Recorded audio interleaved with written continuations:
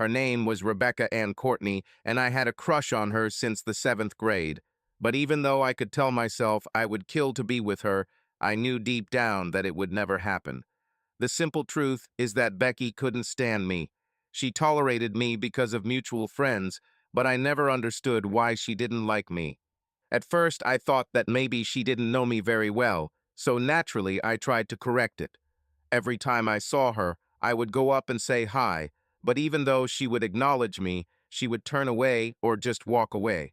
During 8th, 9th, 10th, and 11th grades, I must have asked her out 50 times, but she never even bothered to give me any attention. In 12th grade, she started dating Frank Devon, so I couldn't ask her out anymore. I wasn't expecting to see Becky after graduation, so I was surprised to see her on her first day of college because I heard she was going to some college out east. By then, I had already gotten over my feelings for Becky, so I didn't even bother saying hi to her when I saw her. Fate or some gods must have loved to mock me because Becky was always there. It turned out that we both chose to major in business management, and as a result, we had a lot of classes in common. Did I continue to lust after Rebecca Ann? Of course, yes, but I learned from our past mistakes, so I tried my best to ignore her. It was not easy, and sometimes it was terribly difficult. It seemed that every fourth college the class had group projects, and the instructors usually assigned groups alphabetically.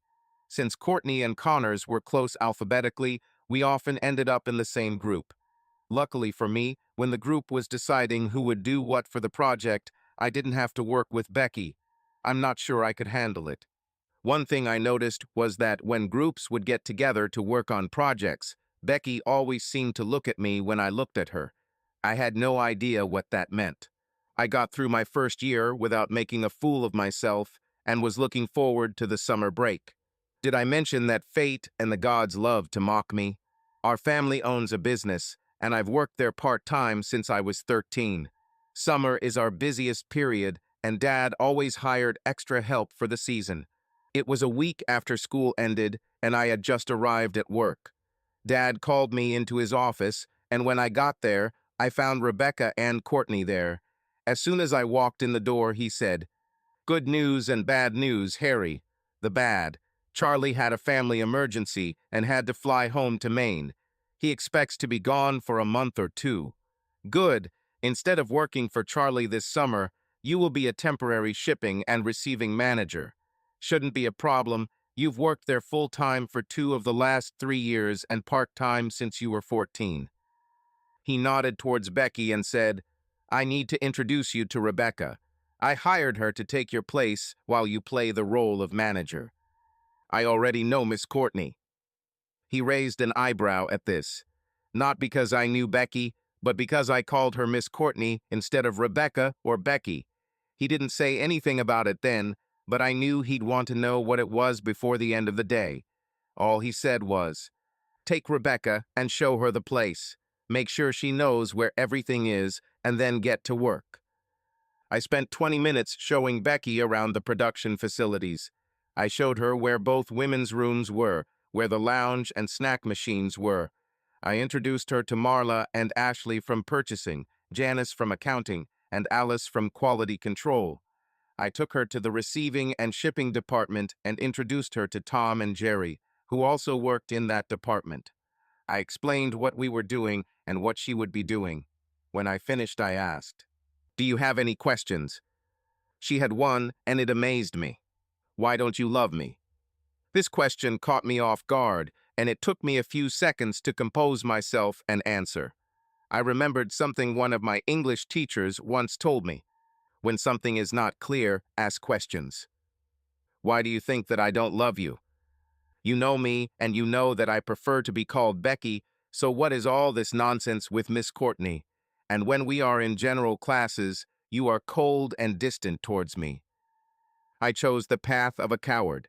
"This is a personal matter, Miss Courtney, and has no place at work.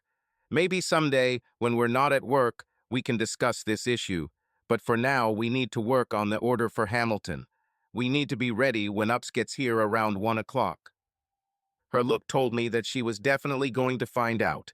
Luckily, there was a lot of work to do, and I handed it over to Jerry to show her how it all worked.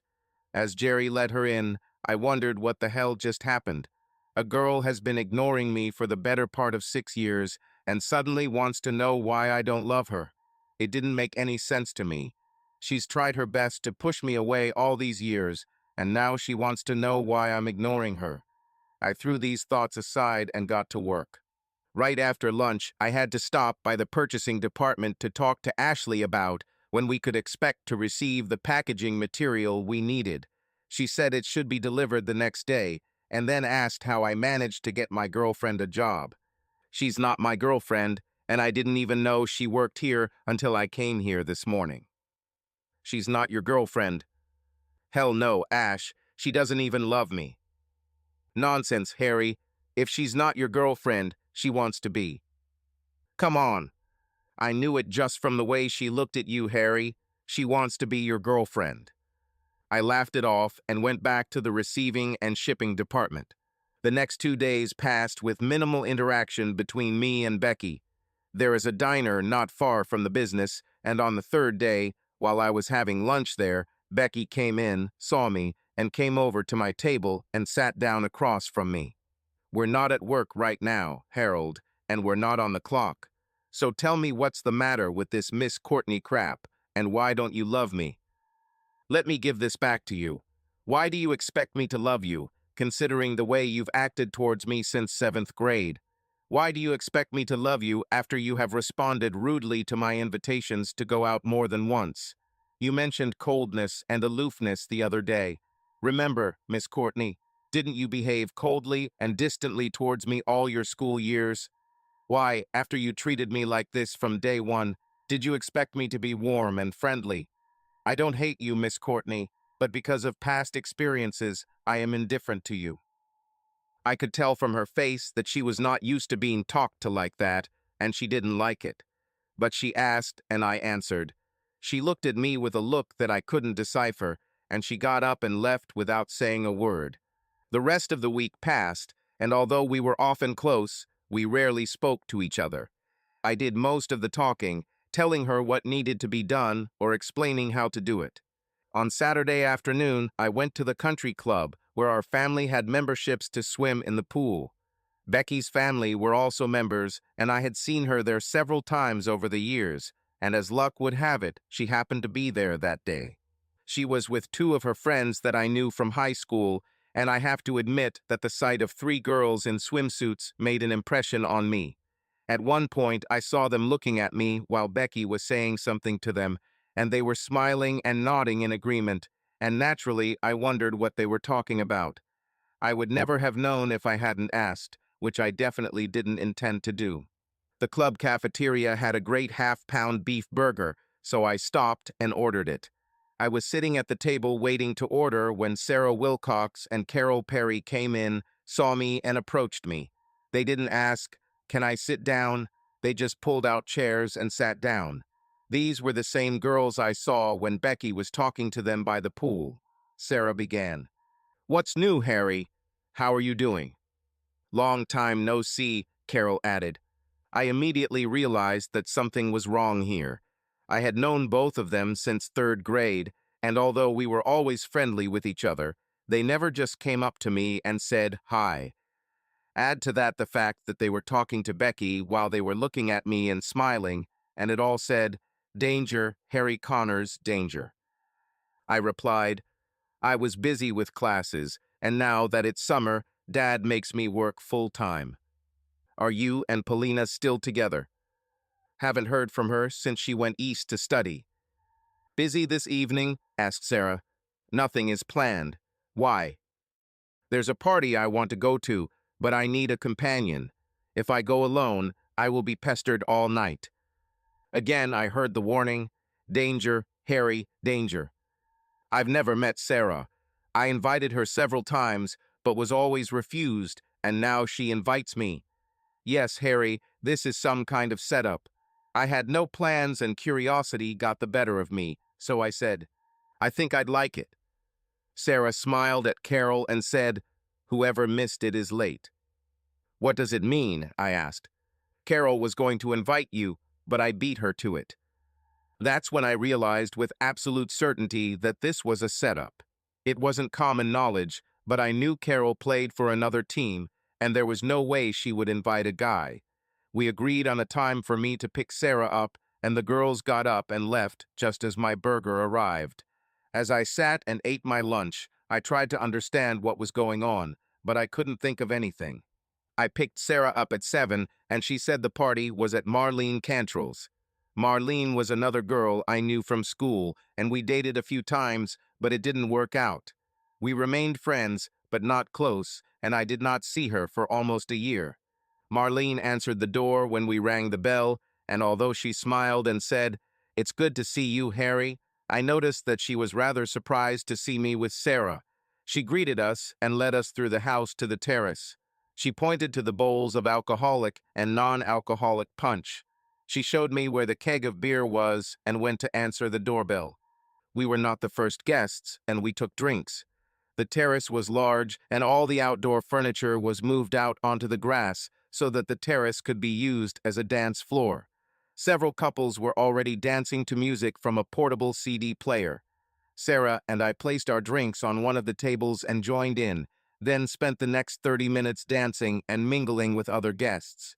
We were dancing when I saw Becky leave the house with Marlene. Becky saw us, said something to Marlene, and walked straight towards me and Sarah. She tapped Sarah on the shoulder and asked, "Can I dance?" "Of course," Sarah answered and walked away. Becky took her place, smiled, and said, "Hello, Harry." I think I surprised her when I asked, "Why?" She frowned and said, "Why what? Why did you ask Sarah to bring me here?" The frown disappeared and her face became serious. I didn't think we were so transparent. I needed to find a place where we could talk calmly, without any pressure, and I really doubted that if I asked you directly, you would agree. I thought that if I randomly met you in an informal setting, it would work. You've definitely piqued my curiosity, so let's sit down and you can tell me. Let me grab something to drink first.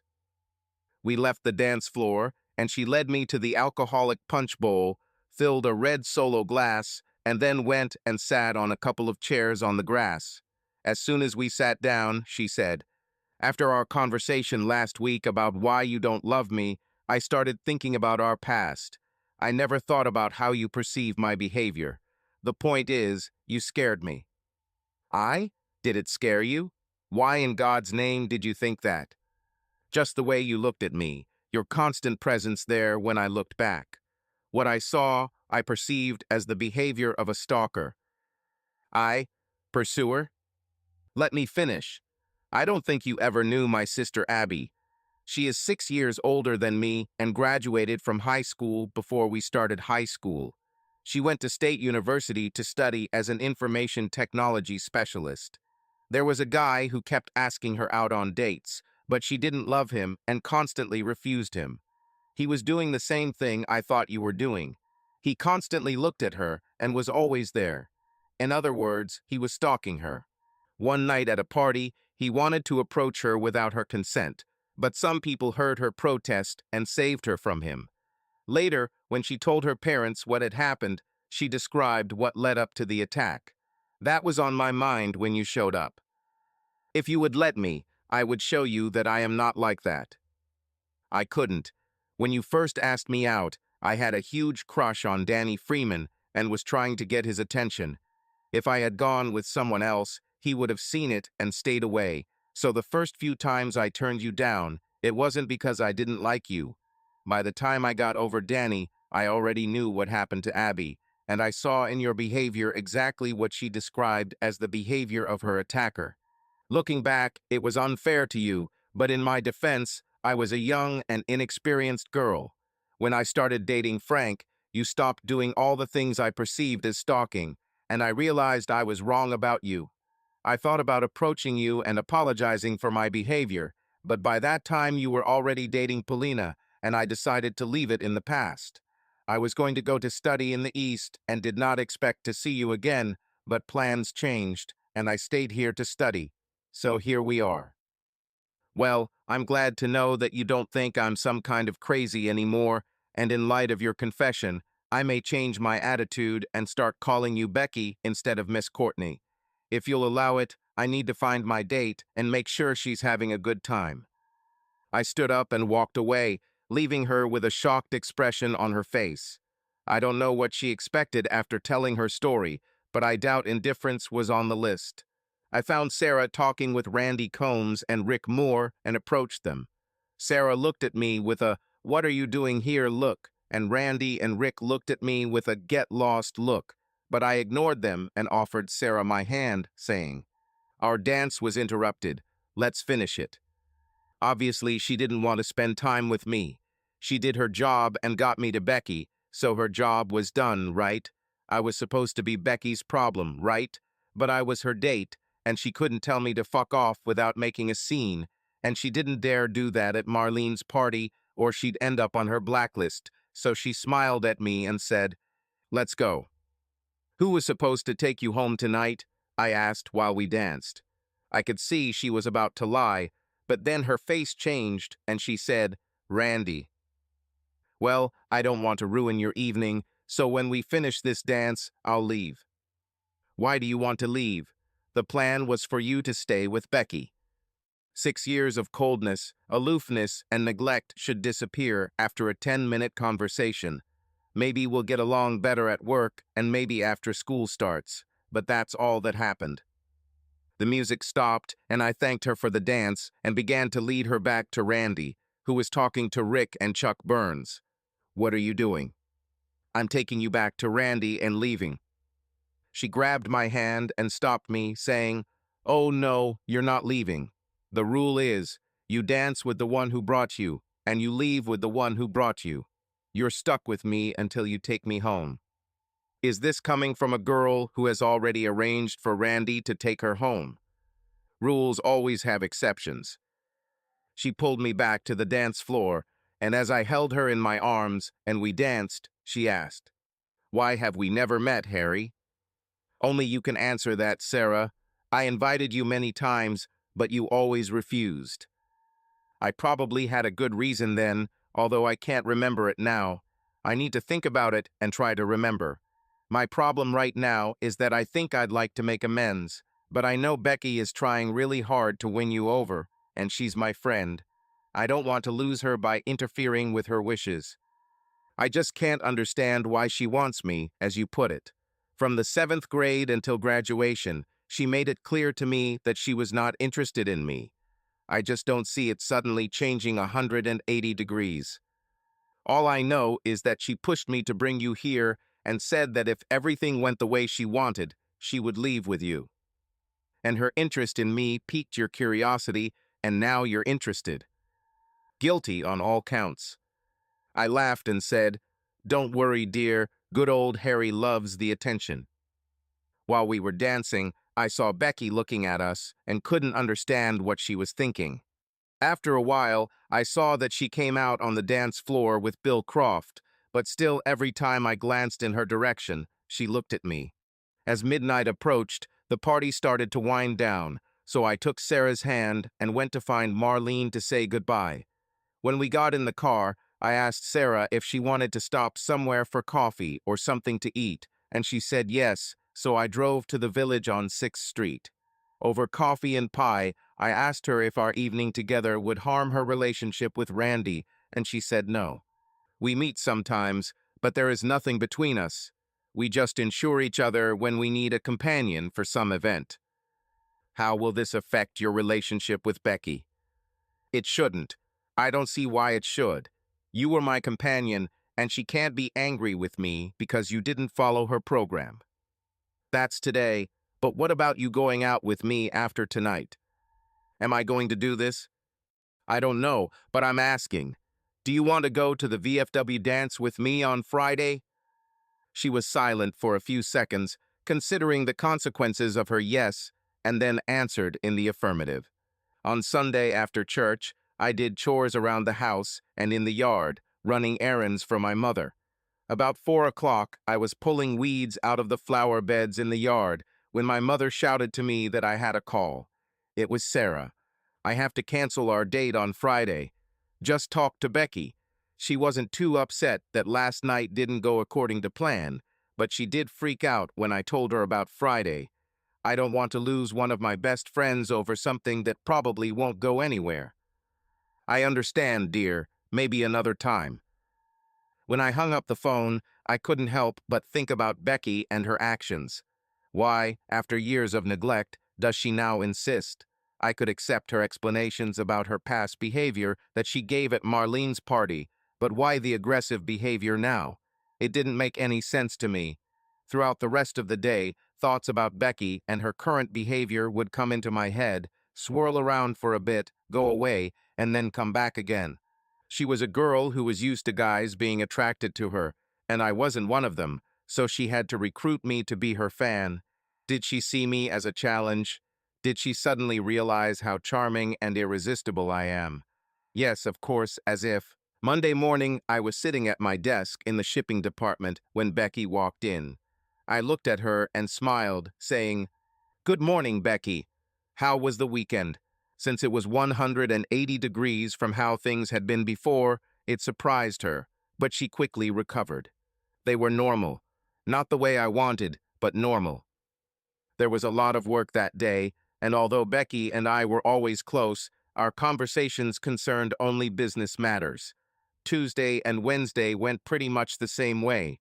That all changed an hour after lunchtime on Thursday. It was a slow day. I was sitting at my desk going through documents and Becky was sitting at the side table entering data into the computer when suddenly she turned to me and asked, "Are you doing anything tomorrow evening?" This caught me off guard, and I looked at her with what must have been a devilish expression on my face and replied, "Excuse me, what are you doing tomorrow evening?" "I don't know." "Why?" "I want to go to the VFW dance, and I need a date. Since it looks like you're never going to ask me out, I'm asking you." This didn't surprise me. I was stunned. I didn't know why. I probably shouldn't have thought about how she'd been acting the past week or so, but it still stunned me. I sat and looked at her with my mouth open, trying to comprehend what was happening. It's not such a difficult question, Harry.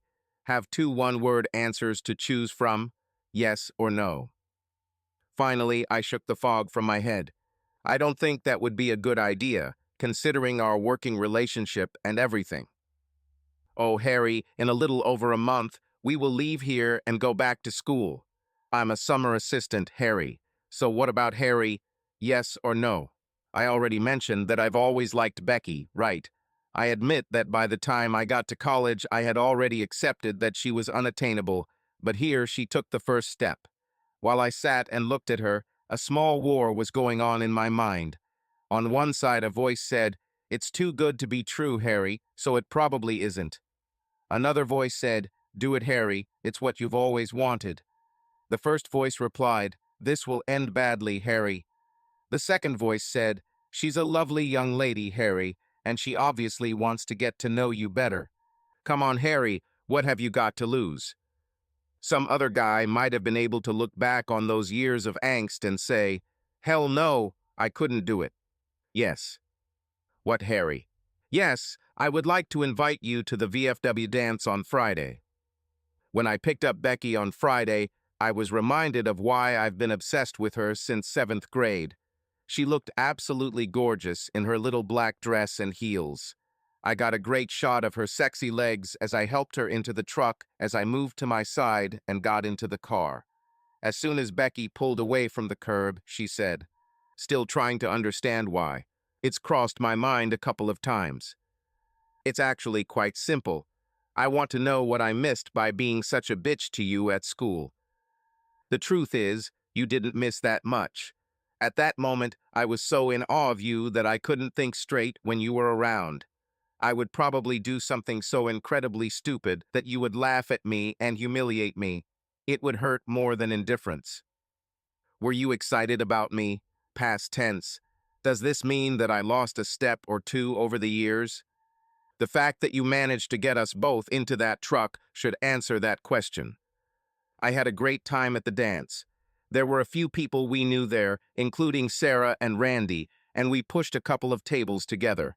Becky and I seemed to fit together and danced well together on the dance floor. One day, during a slow number, she came close and put her head on my shoulder, and I cursed the gods for not allowing this to happen sooner. I danced a few times with Sarah and a couple of other girls I knew. During the waltz, Sarah said, "Looks like I missed my chance." I laughed at this. "You had a lot of chances, girl, but every time I asked you out, you turned me down."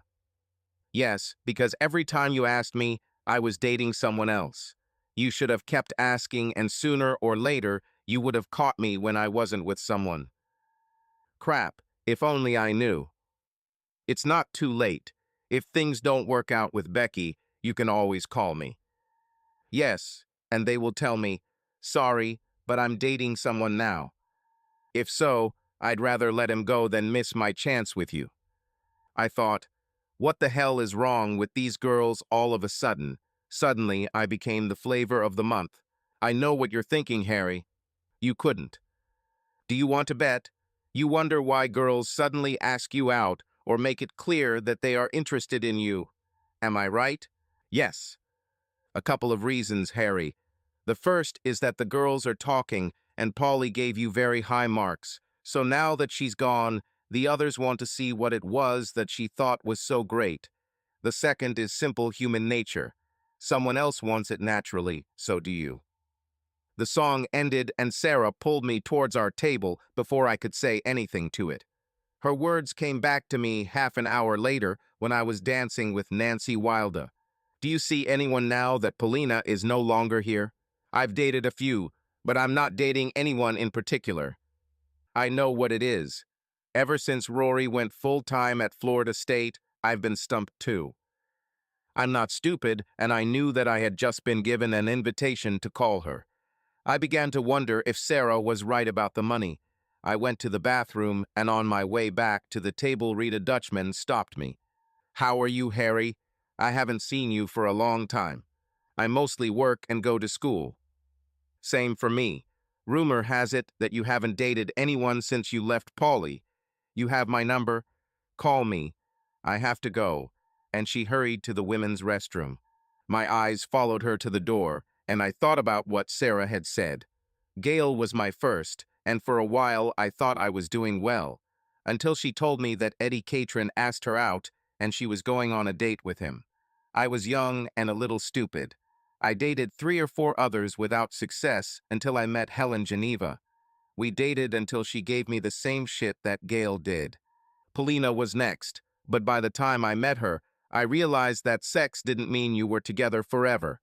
I knew Pauline and I wouldn't last long because I knew she was going back east to go to college and didn't plan on coming home except for summer break, Thanksgiving and Christmas break. Then something happened that made me wonder if I was really stupid. I had just returned to my seat after walking Nancy to her seat. I sat down, took my drink iced tea I was driving, took a sip, and as I put the glass on the table, Becky said, "Will I have to fight to get out of here with you tonight?" Having no idea what she was talking about, I just looked at her with a, "What the hell are you talking about?" on my face. "It's obvious to me that almost every girl you danced with here tonight wants you. I half expected Karin to pull you off the floor and carry you out the door. Bev looks at you like a cat about to pounce on a mouse and wants to kidnap the mouse, and even that backstabbing bitch Sarah is giving off, 'I want to take him home' vibes, so I have to fight for the rest of the evening." I swear to God, I have no idea where that came from, and I still can't believe I said it. But when she asked that question, I just looked at her and said, "Anything worth having is worth fighting for." A strange expression appeared on her face, and then she said, "That's it, boy, we're getting out of here." She grabbed her purse and stood up. This caught me off guard, so I was a little slow to react. But I stood up, and she took my hand in a way that seemed possessive and led me towards the exit. As soon as we got into the car, she kissed me. I'm not easily accessible. I'm a girl who goes after what she wants, and that's you. Find us a bed. I might have been a little dazed by the sudden change in the evening, but dazed or not, there was no force on God's green earth that could stop me from doing what the girl I'd had a crush on since the 7th grade said. It took me only 9 minutes to get to the Bide, a wee motel on Colfax, and 4 minutes to check into my room. As soon as we entered the room, Becky looked me in the eyes and said, undressing, "Time for the truth, boy. I know you're dying to understand my sudden change in attitude, so I'll tell it like it is. You have what I want. At least I hope there is. I've already described the situation at school, but what I didn't say is that I've been watching you since your initial orientation. Because of the way you acted in school, I thought that sooner or later you would make a move towards me, so I waited patiently. I waited, but you ignored me. Once I realized that you weren't going to make a move, I decided that I would have to make it myself. I had a problem. I'd never had to pursue a guy, so I wasn't sure how to do it without seeming easy. What I was doing wasn't working, so I decided to be a little bolder, and that led us to dancing at the VFW today. At the dance, I saw how the other girls were looking at you, and I realized that if I wanted to get what I wanted, I would have to take the bull by the horns and go for it. By then, she was completely naked except for her stockings and heels. It took my breath away. The fact is that I was so stunned by what was happening that I just stood there and watched her undress and talk. There she was, gorgeous and naked, while I stood there like a fool, fully clothed and drooling. She shook her head in what may have been a sign of disgust. I must have lost my skills. Usually by the time I unclasp my bra, the guy is already naked and waiting impatiently. Apparently, I'll have to undress you myself. She walked up to me and reached for the buttons on my shirt. The sight of her approaching me must have acted as a trigger in my head that snapped me out of my stunned stupor.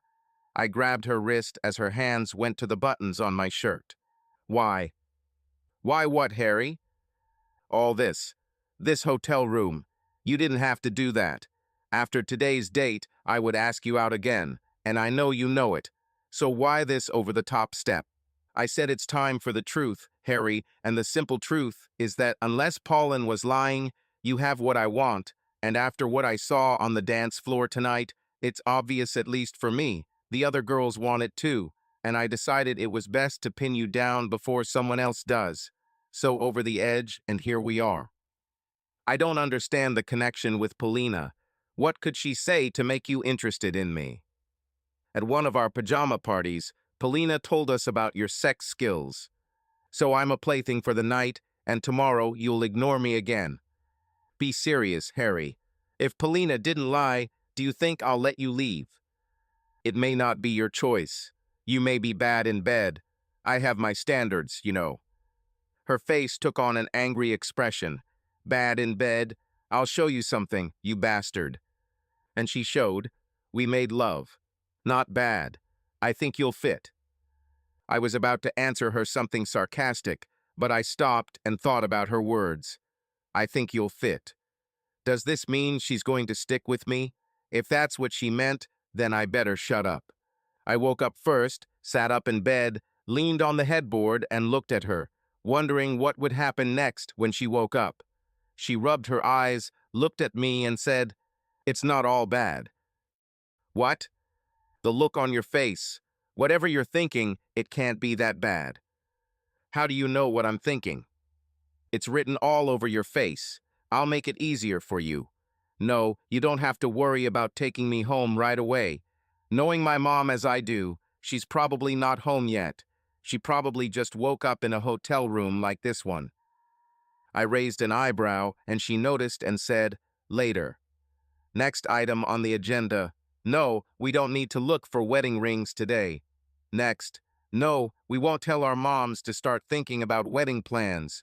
This is all. It didn't even come close. Are we going to do this before the shower, in the shower, or after the shower?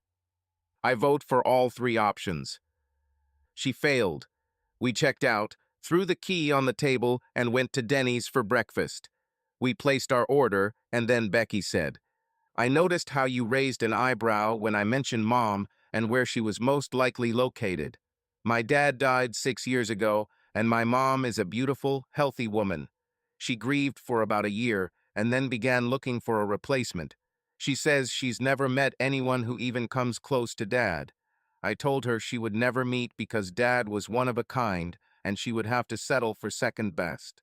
She's still looking, but she's a healthy woman and healthy women need a sex life. She doesn't want to set a bad example for me, so she doesn't bring them home. She still thinks I don't know what's going on. She thinks I believe her when she says she drank too much and couldn't go, so she stayed over at Lily's, Megan's, or Bev's.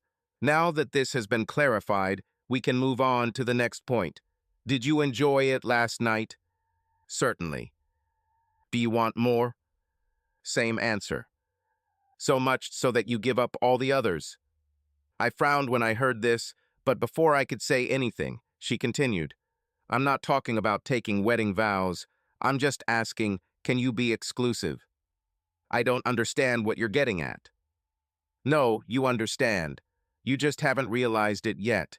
I believe in speaking straight, so here's how it goes.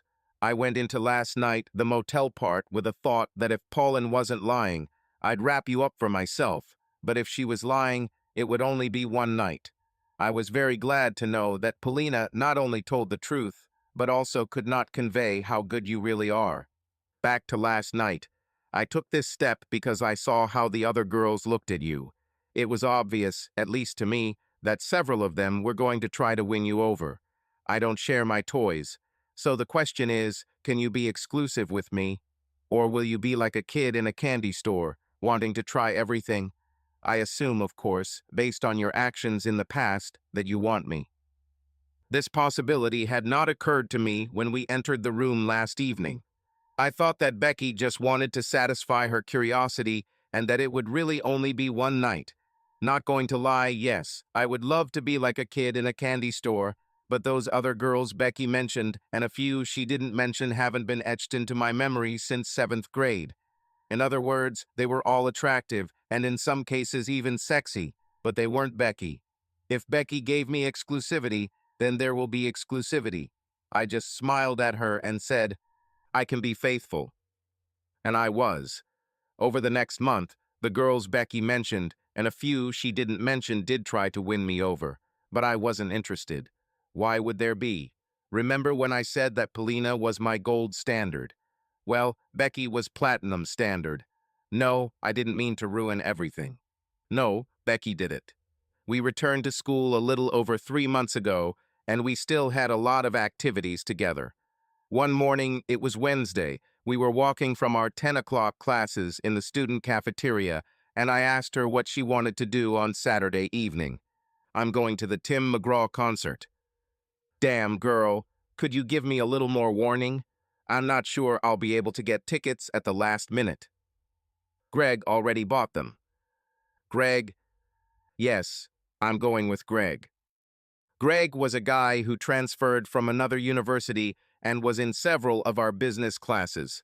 Let me clarify. Are you going on a date with Greg Mortison this Friday? That's right. By then, we had reached the dining room and Becky turned to go in, but I kept walking. I heard, "Wait, Harry," and turned to see her hurrying to catch up with me. No, thank you, I thought and ran. We both had an introduction to the business that afternoon, but luckily we had assigned seats, so I didn't have to sit next to her. Luckily, she was sitting close to the front, only 2 seats away from Greg, I noticed, and I was in the back, so I was able to get up and leave before she could get to me when the class ended. We didn't have any other activities together that day, but I couldn't avoid her after class.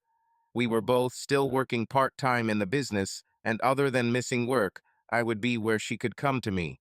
The good news is that Charlie came back, and I was able to talk him into assigning us to different departments.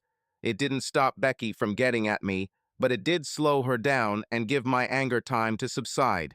At least a little. I managed to avoid her until 10 minutes before the end of work. What's wrong with you, Harry? Why are you acting like this? You're a college student, Miss Courtney, so you can't be that stupid. What did you expect when you told me you were going on a date with another guy? It doesn't mean anything, Harry. He had tickets to the concert and asked me if I wanted to go with him. You know how much I love Tim McGraw. Then, Miss Courtney, you should have asked me to get tickets for the concert when you found out it was going to be held here. But you didn't do that, did you? Remember our first evening together? The evening when you started talking about fidelity. An evening when you insisted on exclusivity. I didn't realize that this only applied to me. My mistake. Shame on me for being so naive. In a way, it's good that I've now learned that our relationship is so weak that it can't handle dating a guy who has concert tickets. Now, if you'll excuse me, I need to celebrate leaving work and then go find a date for Friday. I left her and went home where I told my mom what happened and that if Becky called, I didn't want to talk to her. I walked out onto the patio, sat down at my desk, and started drafting the paper I was due next week. Mom called me over for dinner, and after eating, I decided to do what I told Becky I was going to do: find a date for Friday night. And then I smiled because I had an evil thought.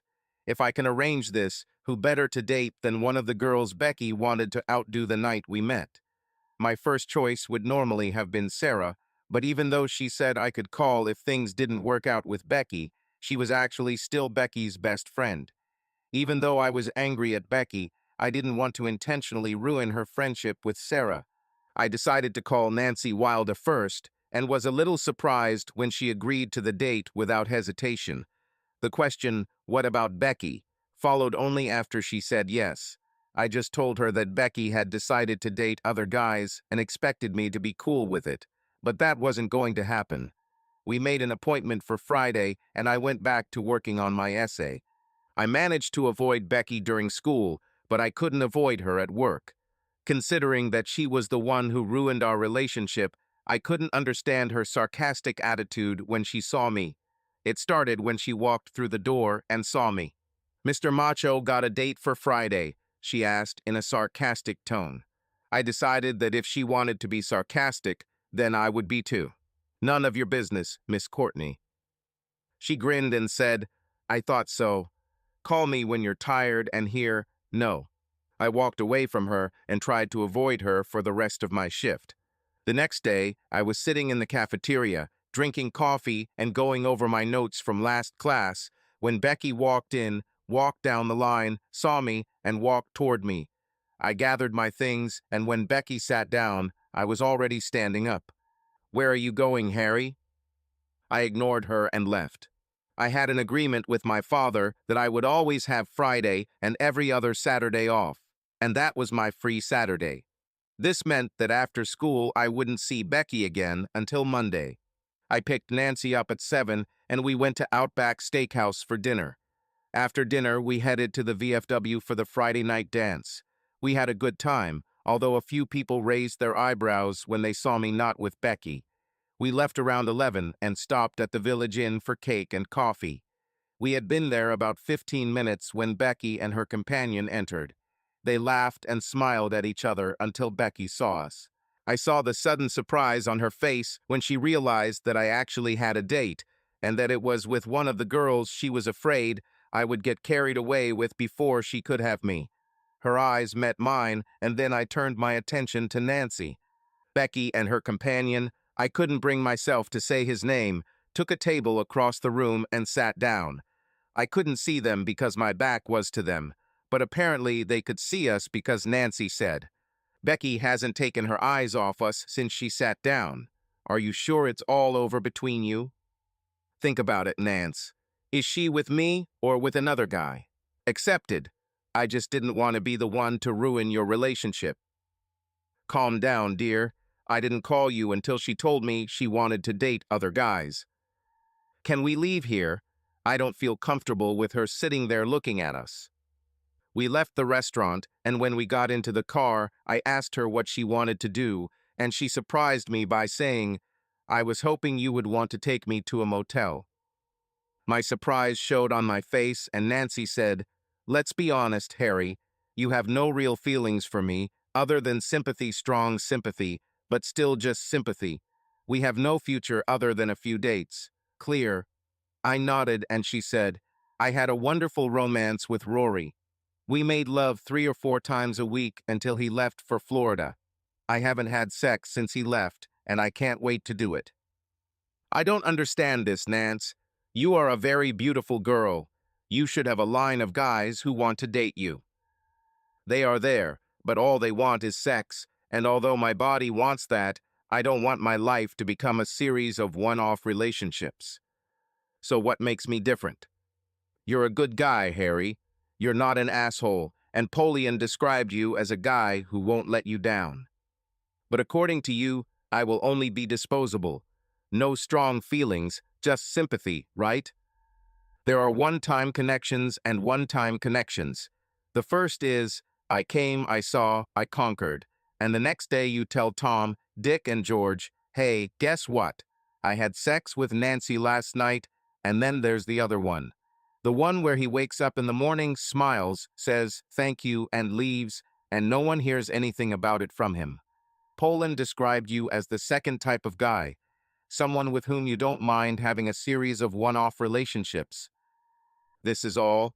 Am I just a nice guy? She turned away and said, and she also said that you like to do something special. When she said that, I remembered one night early in my relationship with Polian French. We dated on and off from 8th to 10th grade. At the beginning of 10, I invited her to meet regularly, and she agreed. We both turned 18 in the second month of 11th grade. She was 5 months older, and until then, all we did was kiss. One Thursday, Polian told me that I should stay home for the weekend. When I asked what she meant, she said her parents were leaving for Las Vegas on Friday and wouldn't be back until next Tuesday. Guess what we're going to do? Are you serious? She was serious, and we had a great time. It didn't start out well, and it was mostly because of me and my worldview. I gave her what she wanted, and she rocked my world that weekend and for many to come. I had to write to her and thank her for teaching me this because it led me to Becky, and now it will lead me to Nancy. I smiled at Nancy and said, I guess I can be your plaything for the night. Nancy enjoyed it as much as Polian and Becky. However, I had to take Nancy home, so we didn't have a night full of love with waking up next to each other in the morning. When I took her home, we agreed to meet the next day.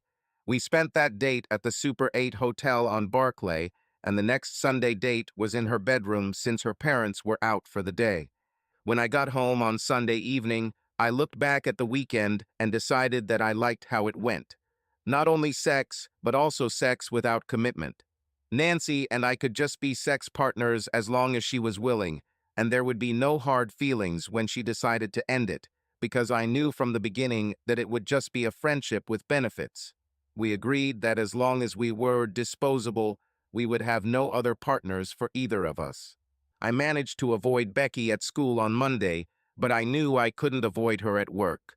To my surprise, she was friendly towards me and did not try to start a conversation. I know it sounds stupid, but I was both happy and upset. I'm glad because I didn't want any drama. But he's upset that she didn't try to restore the relationship. I mean, what the hell? She was the one who ruined everything, so shouldn't she at least try to ask for forgiveness? She was friendly to me again on Tuesday, and it wasn't until Wednesday that she spoke about the situation. I was getting a Coke from the machine in the break room when Becky walked in. I took my Coca-Cola and went to the table with it. Becky grabbed a bottle of water and came and sat across from me. I heard you and Nancy Wilda spend a lot of time together. Besides the weekend, I spent time with Nancy on Monday and Tuesday, so I just nodded. Was I so easily replaced? As I recall, you freed me from our so-called commitment relationship, so that freed me up to meet others.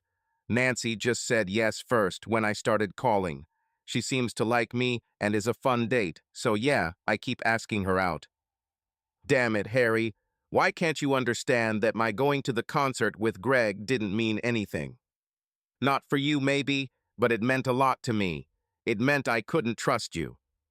That's just stupidity, Harry. No, that's not true, Beck. You can't believe it. Of course I can, Beck. I don't know how it all happened, but I can imagine a likely scenario. You heard about McGraw's concert and mentioned it to someone, saying how much you liked his music. Greg heard this and saw a chance to get you in bed, so he went and bought tickets. He let you know that he had tickets and hinted that he needed to find a girl for the second ticket. You couldn't buy a ticket because they sold out 9 hours after they went on sale, so your only chance was Greg. Oh, for God's sake, Harry, it was just a date. Stop it, Beck. This was not just a date. Greg knew you were my girlfriend. Everyone knew it. We walked into class every day holding hands. Greg knew this and tried anyway. You're not stupid, Becky. You knew what he was up to and you agreed. I don't care what Harry thinks. I'll go to Tim McGraw's concert. Did you sleep with Greg? I'll never know, but you saying it didn't happen means nothing to me because I know what you're capable of to get what you want.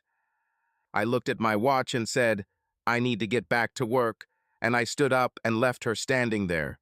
After this conversation, Becky started avoiding me, and I was glad the drama was over. Nancy and I lasted another 2 months before she stopped it. She met someone who she thought could be a long-term partner. I wished her luck and life went on.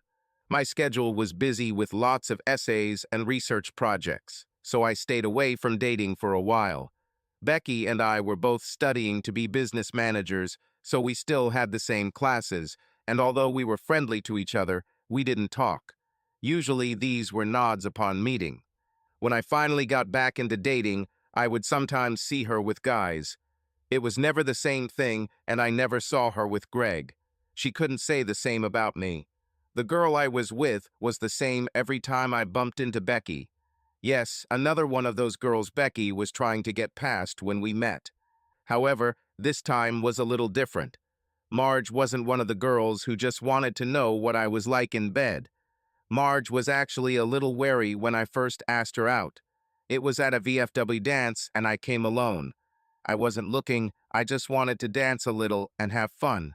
I had been there for about an hour when I saw Marge come in and take a table.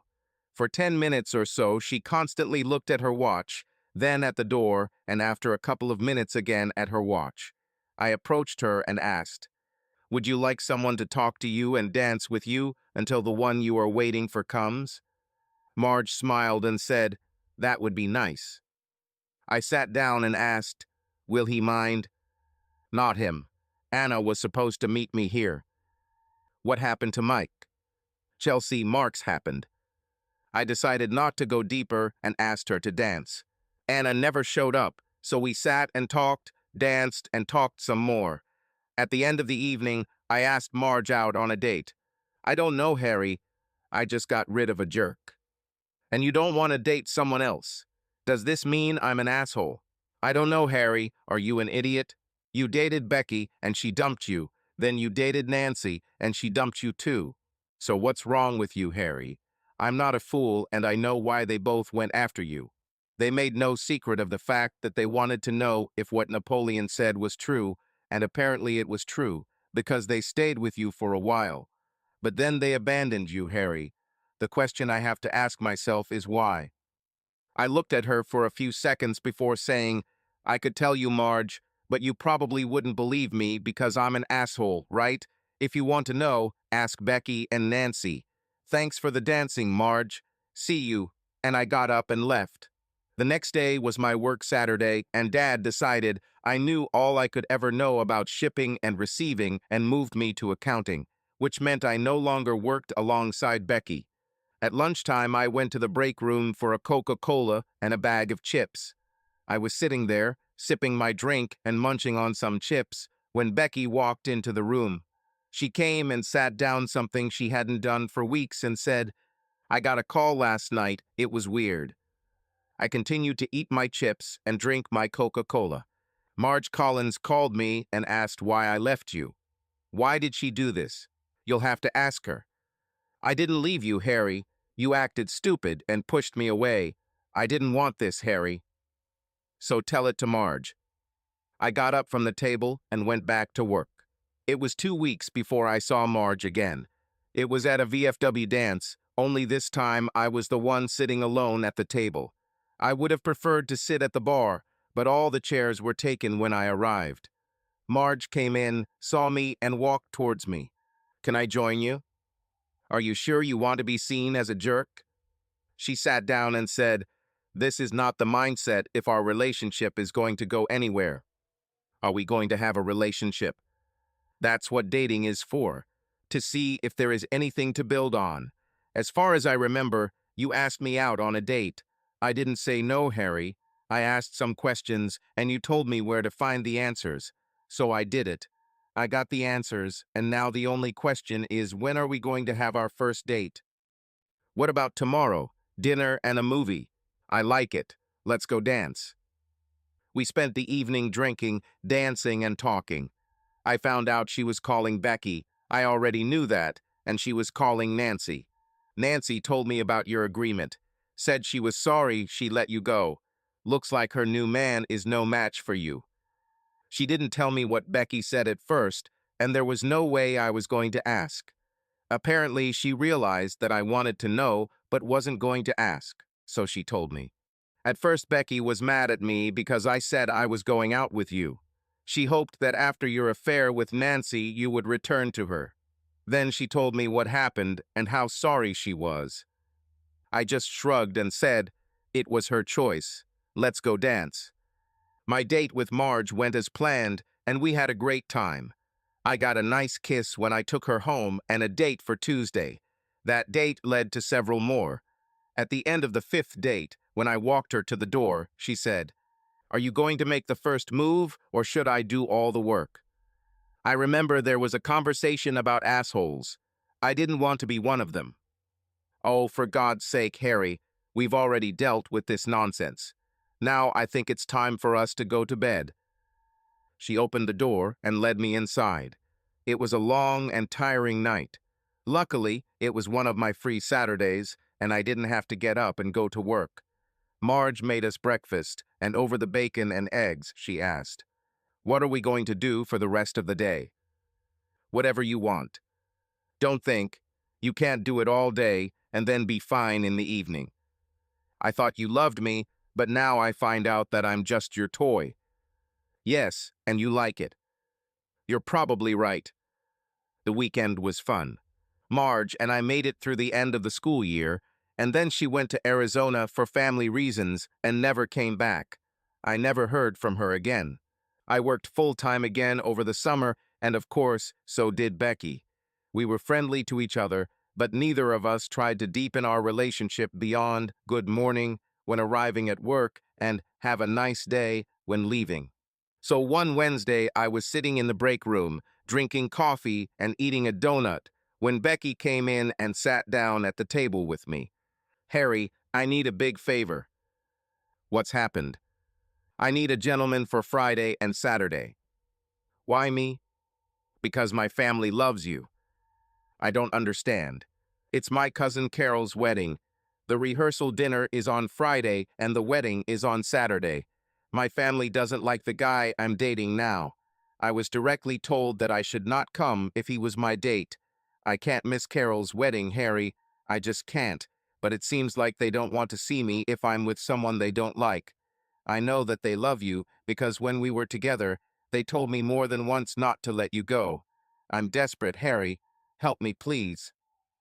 I had no other plans for the weekend, and it would really be more of a public appearance than a date, so why not? I told her I would do it. She laid out the logistics. "We'll drive to her uncle's house in Fairmont early Friday morning so we can relax by the pool before dinner. After the wedding, we will go to the reception, which will end by 10 o'clock, and then we can either go home that night or stay the night and leave on Sunday morning." I expected Becky to use the car ride to convince me that we should get back together, but she surprised me and all she talked about were things related to school and work. She told me that Dad was going to move her from shipping and receiving to purchasing, but I already knew that. She liked her dad and so did her work ethic, and he asked me if I thought she would want to work full-time after graduation. I told him I thought she might agree, and he said he was going to move her around to different departments so she could learn more about the business. She didn't tell me that my uncle had a mansion. When we arrived, I was introduced to her Uncle Aaron, call me Ron, and Aunt Rabbit, call me Tubby, and Carol, who was to be the bride. Tubby told Becky that she had put us up in the West Wing bedrooms and invited us to unpack and join the group by the pool. Becky led me to the East Wing, pointed to the room that would be mine, told me to put on my swim trunks, and promised to show me the way to the pool. I unpacked, hung up what needed hanging, put on my swim trunks, and went out into the hallway where I found Becky waiting for me. She was wearing what some might call a swimsuit, but it had no more material than a man's handkerchief. She, of course, knew the effect her swimsuit would have and stood there grinning. I said, Lead. When we arrived at the pool, I realized that there were two pools. One was an Olympic-sized swimming pool for distance swimming, and the other was a kidney-shaped pool for recreational use. I also learned that Becky was not the exception, she was the rule. There were about a dozen of Carol's friends there, and all the girls were wearing swimsuits that were practically non-existent. There were a few older women there in bikinis, but they were a little more modest. One of the older women was the most striking woman I have ever seen. Nearly 6 feet tall, raven hair flowing down his ass, green eyes, and a body to kill for. She had a classic hourglass figure. Becky saw me looking at the woman, read my expression, and said, "No, you wouldn't." "No, I wouldn't. Take her to your cave and keep her busy." She took my hand and dragged me towards the woman. "Aunt Abby, this is Harry. Harry, this goddess is my Aunt Abby." Aunt Ebi looked at me and said, "If you lose him, give him my number. It looks delicious." Becky laughed and said, "Aunt Abby is a family man who eats men. Don't let her get you. She'll turn you into a worn-out husk in less than a month and then dump you on a pile of her other worn-out conquests." Aunt Abby laughed and said, "I'm not that bad," says the woman who killed 4 husbands. Aunt Abby laughed again and said, "Don't make me mad, little girl, or I'll take him away from you just out of spite." "How about it, Harry? Can she take you from me?" I stood there looking at Aunt Abby, and Becky said again, "Can she take you from me, Harry?" Another couple of seconds of silence on my part, and then, I think. They both laughed, and Becky said, "I better get you away from her." When we left, I looked at Aunt Abby again, and she winked at me. I already knew that Becky's mom was a rock fox, and it must have been a family trait. I swear there wasn't a single woman in Becky's family who scored below a 10 on a scale of 10. The only people I wasn't introduced to were the guys at the pool. I met them when I jumped into the pool. One came up to me and said, "I take it you belong to Becky?" I nodded in agreement, and he extended his hand. "Tom Halder. I'll be with Carol soon, unless I can somehow get my hands on Aunt Abby." I laughed and said, "With you on this?" I said, taking his hand. "Harry Belmont. She told Beck to behave, or she would take me away from her." All I could do was hold back the scream, "Do it, do it."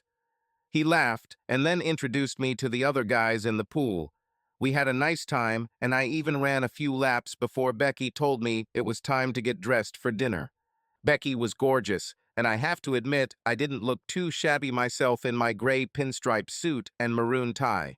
The rehearsal went off without a hitch, and at the subsequent dinner at the country club, Becky and I sat with 2 of her married cousins and their spouses.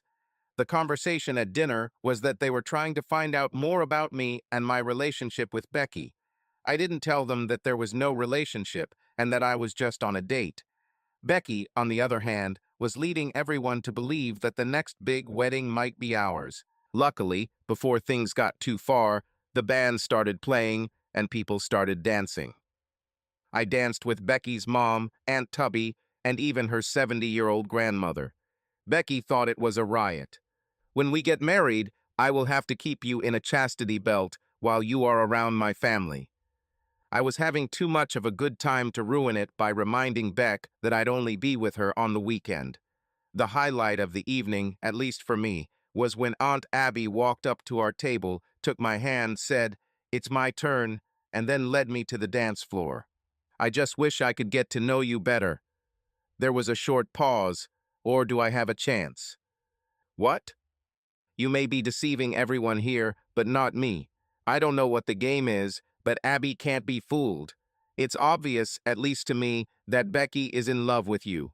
It's just as obvious to me that you don't like her that much, am I right?" I nodded yes. "Well, tell me." "I'm just her date for the occasion. She didn't want to come alone, so I agreed to go with her." "This is something more. It must be. She doesn't hide her feelings. They are visible to everyone." The music stopped, and the band leader said they were going to take a break. I wanted to take her back to the table, but she grabbed my hand and said, "No, follow me." and she led me out onto the terrace and to one of the stone benches that lined it. We sat down and she said, "Tell me, I want it all. Real details." I've already mentioned how impressive she was, and sitting next to her, I wanted to do what every man who saw her wanted to do. And she knew it and used it to get what she wanted. And it worked. I was under a spell. I opened up and let it all out. All this, she listened and then laughed. Poor boy, do you think girls want you just because you're good in bed? Has it ever occurred to you that once they're with you, they might want to stay, that they've discovered that you're more than just sex? How many of them ever stayed here? They all abandoned me, so I must have had nothing special except sex. This is all complete nonsense, Harry, and you know it. You knew where you were with Nancy in advance.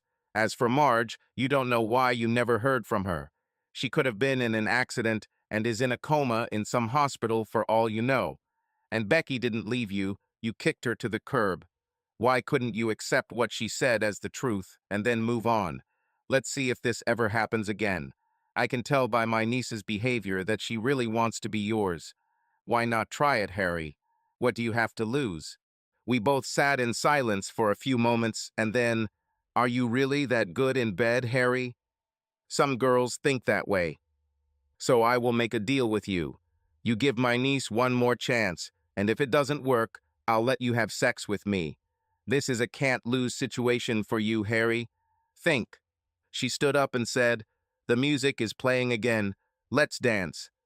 I swear every eye in this place was on the door when we walked in. Everyone wonders what Harry and the ogre Aunt Abby were doing. We danced to 3 numbers, and then I walked her back to her table and then back to mine. Luckily, Becky was on the dance floor with her groom, so I didn't have to answer her questions. At least not before. Becky stayed on the dance floor for another dance, this time with the best man. I was watching them when Becky's mom pulled me off the seat and onto the dance floor. She said the following: "What were you and my sister doing on the terrace?"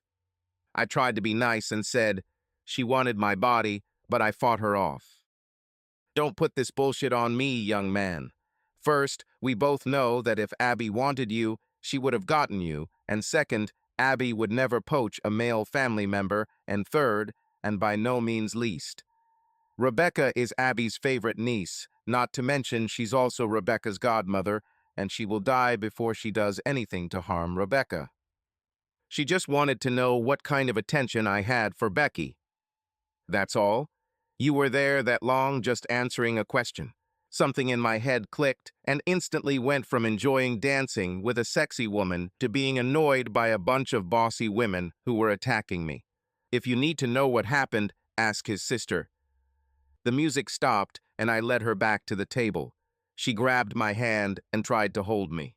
"I'm not done talking to you yet. This is what they call conflict, Mrs. Courtney. You want to talk, but I don't." I pulled away, left her on the dance floor, and returned to my table. Becky was there when I arrived. Her expression was one of disbelief. "You just walked away from my mother and left her standing on the dance floor." "Yes, I think it was me." "How could you do this? How could you be so rude?" "It was easy. It was enough for me to just get tired of the women in your family sticking their noses where they don't belong." Is this what happened to Aunt Abby? See? And you too. Everyone should know about me and Aunt Abby. This is no one's business but Aunt Abby's and mine. Enough about this, let's dance. I don't think so. You just managed to ruin the mood. Oh no, don't. Don't blame it on me. It was your irritated behavior when I sat down that brought us here. Instead of attacking my ass, you should have waited until you talked to your mother and learned from her what went down. I stood up and Becky asked where I was going. "You don't want to dance, and I don't want to just sit here and drink, so I'm going back to my room." And I left, leaving her sitting there. When I returned to Uncle Aaron's room, I considered just taking my things and heading home, but then I decided to become a responsible adult for the sake of change. I brought Becky, so I needed to take her home. Not that she couldn't handle it without any problems, but what was right was right. I was lying in bed and almost asleep when there was a knock on my door. I stood up, walked over to him, and reached for the doorknob when I heard, "Open up, Harry, it's Abby." I opened the door and Becky walked past me into the room. She turned and closed the door. "I wasn't sure you'd open it for me, but somehow I knew you'd open it for Aunt Abby." She made love to me. "You can be such an asshole sometimes, but you are my asshole and you need to get over it, Harry. You are mine and I will leave you whether you like it or not. And I have no say in this matter? No, don't. I have decided that I will be the mother of your children and your bedmate until death do us part. Fine, I admit I got stupid when Greg waved Tim McGraw tickets at me, but still, what were you thinking back then? All he got from me was a goodnight kiss on the cheek. I never dated him again, though he asked me at least a dozen times. Then I realized the fact that you will probably leave if I don't gather the strength to follow you. I remember someone once told me, if it's worth having, it's worth fighting for. So here we are, and I'm not letting you go. You can say, don't think like that, and push me away, but I will always be there. If you're on a date and I see you, I'll be your shadow, Harry. I will always be there. I have a weapon that I can use. I think your dad likes me. I will be a great daughter-in-law and give him wonderful grandchildren. I'll ask him to make sure that we always work together, that I'm always close enough to work on you. Don't resist, Harry. I always get what I want, and I want you." 3 months after graduation, we got married. Over the next 5 years, she actually gave my parents 3 beautiful grandchildren.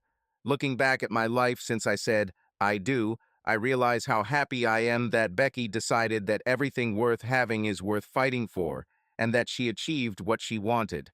I had a good relationship with Becky's family, very good with the female part.